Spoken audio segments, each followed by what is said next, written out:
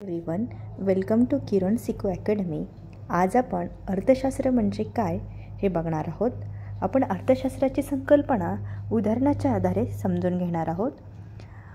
Lionel Robbins यांनी 1932मध्ये ही संकल्पना मांडली.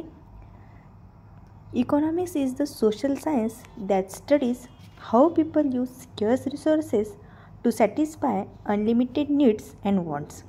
अर्थशास्त्र हे एक सामाजिक शास्त्र आहे जे लोक त्यांच्या अमर्याद गरजा पूर्ण करण्यासाठी दुर्मिळ संसाधनाचा वापर कसा करतात याचा अभ्यास करते. उदाहरणार्थ, सपोज तुमच्याकडे 100 रुपये आहेत.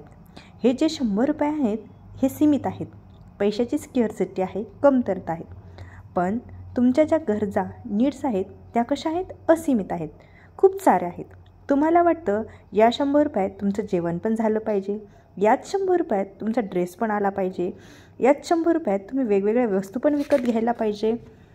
नीड्स का आहेत? आपल्या खूप साऱ्या आहेत, पण पैसा कसा आहेत? सीमित आहेत.